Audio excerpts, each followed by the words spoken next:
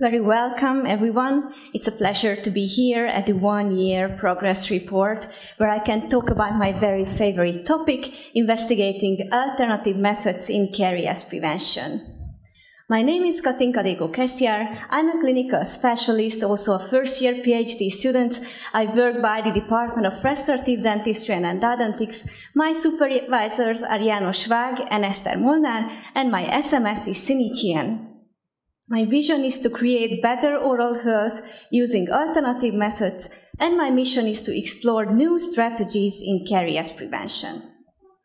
For the sake of this goal, I would like to introduce you my two ongoing projects. The first title is Investigating the Effectiveness and Safety of Probiotics in Preventing Caries by using the methodology of systematic review and network meta-analysis. My second ongoing project is pretty similar, but instead of probiotics, natural and herbal oral care products will be in the center of attention. Let me tell you more about my very first project. Again, the title is Investigating the Effectiveness and Safety of Probiotics in Preventing Caries. 2 billion people worldwide suffer from untreated caries of permanent dentition. If we leave a lesion untreated, it will lead to severe complications. The best way to reduce this number is not to treat more carious lesions, but to prevent the formation of caries. The etiology of caries clearly describes that bacteria are essential for decay formation. If we intervene at this point, it's really hard to point, so if we intervene at this point, by using antibacterial agents, then we can successfully reduce caries increment. Imagine or not, every 5th person sitting in this room belongs to the high caries risk category. For them, it's highly recommended to rinse either with chlorhexidine or either with fluoride as an addition to their basic oral care. These are effective and good tools, but have severe side effects. What we can see in the picture is dental fluorosis. Nobody wants to have a smile like that, but it's resulted due to overusing fluoride at the very early age. And chlorhexidine is effective as well, but it has several side effects that can even occur 1 week of use. So here comes probiotic in the picture, as it has a long story of use without causing illness in humans, and the indication field is very wide. But I would like to stop for a while and highlight that the WHO declares that the gold standard in prevention details of caries is twice daily toothbrushing with fluoride-containing toothpaste. So the unmet need here is to find an additional home care treatment which is safe to use in the long term and has no restrictions in use. So our aim is to investigate if probiotics could be a safer additional home care treatment alternative to chlorhexidine and fluoride mouthwashes in caries prevention. So the clinical question, can probiotics significantly reduce caries development? We would investigate general population, probiotics, compare it with fluoride mouthwash, chlorhexidine mouthwash, standard of care, and the outcomes would be caries increment, salivary streptococcus mutans, and the secondary outcomes would be plaque index, gingival index, and salivary pH.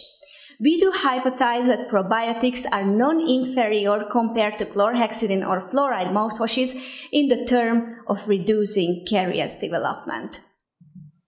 Here you can see my search key. The search were conducted in 4 databases. The first domain refers to all the arm in the network analysis, and the second domain refers to the outcomes. And here you can see the progress of my project. The data extraction is done, and recently we're working on the risk of bias analysis. And here you can see my flowchart selection. After the duplication removal, I ended up having more than 8,000 papers. And at the very end, we found 149 eligible full text. In addition, we find 10 more by using the citation chaser. Here, the this scatter plot represents the connection between the intervention in months and the follow-up time in months. What I would like to highlight here, that we have to see that probiotic and fluoride intervention months has no overlap in between. That's set up a lot of critical questions for us. First of all, it's clear that we have to find a clinical answer, how we can pool these data together to find an answer to our clinical question. Here is a possible solution for this outcome, but I would like to highlight that for this caries increment outcome only, this is not able to create a network meta-analysis. But what we can do is to compare separately all the intervention against the control. So, here in this plot, you can see the caries increment over 2 years related to tooth surfaces for adult population. This plot consists of 8 randomized control trials and including data more than 1,000 persons. The heterogeneity is substantial because of the different concentration and consumption of fluoride mouthwashes. But we can see that the mean incremental values are compared with each other, and at the very end there is a negative numerical value, meaning that this intervention favors the fluoride group, which means that those people who use fluoride for over 2 years had less caries at the end of the experiment. Is it a surprise? Probably it's not a surprise for any of us, but this numerical value is very important for us if we would like to understand how effective probiotics are. Let me show you my second plot. This is also about caries increment, and it consists 3 randomized trials, have data about more than 100 patients, and here the heterogeneity is lower because the delivery methods of probiotics are similar in each study. And we can see that the numerical value is negative as well, meaning that those people who got probiotic developed less caries lesion. But I can also tell you that this negative value is not that significant. So what we have to do is go ahead, investigate the data available, and we have some clinical questions that we have to answer in an evidence-based way, decide if we examine only surface or tooth, only adults, or we can group together them with children, and decide whether which length of the intervention should be compared in which length of follow-up. So we have very interesting upcoming weeks in front of us. Let me tell you more about my second ongoing project, where the title is investigating the safety and effectiveness of natural herbal oral care products in caries development. In my previous project, I described that the gold standard agents that we have, like fluoride mouthwash and chlorhexidine mouthwash, how risky it is to use them in a long term and with no restrictions. That's the reason why people develop the phobia of using fluoride, and people are drawn for natural herbal products nowadays. They think that it's safer for their overall health to live toxin-free and chemical-free. That set up the clinical question. Can herbal oral care products significantly reduce caries development? Again, I would examine general population. The intervention would be herbal oral care products, herbal products plus fluoride. We would compare it with the gold standard, and the outcomes would be similar like in the very first project, all focus on the caries increment. So we do hypothesize that natural oral care products are superior than standard of care related to caries development. In summary, I have these 2 ongoing projects, and we'll try to finish the first one at the end of this year and the second one the end of next year. end this presentation right now in 5 seconds. Thank you so much for your attention.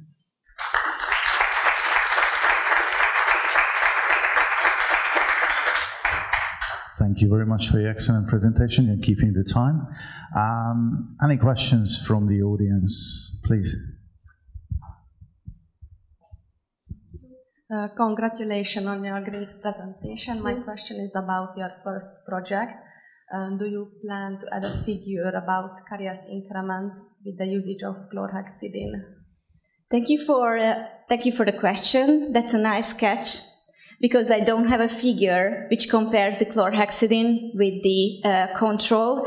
And the reason is, yes, I would really love to create a plot, but we don't have enough data related to chlorhexidine. And if we think about that, we would like to investigate caries increment, and we would investigate like years, because long months are necessary to develop a new caries region, meaning that the intervention time would be similarly very long, and there is no person in this planet using chlorhexidine mouthwash for more than a year after I clearly described that side effects even occur after 1 week of use. But we did find 2 papers where they did make the patient use chlorhexidine for over a year. Of course, these were very, very old papers back to the 70s. And one of them had no standard deviation, so we couldn't include it into our statistic. And that poor paper was standing alone, even though it compared chlorhexidine with fluoride and with the control, but one soldier cannot win a war, so we couldn't include it as well. Thank you. We have our next question. Thank you for your nice presentation. My question is about the herbal products. Are there any side effects of these products, or if there are, then are they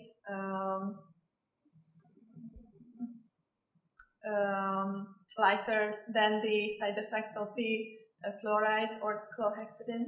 Thank you for the question and the assumption. So that's why herbal products are so appealing for people, because they assume that it has less side effects, but it's not true. Everything has side effects.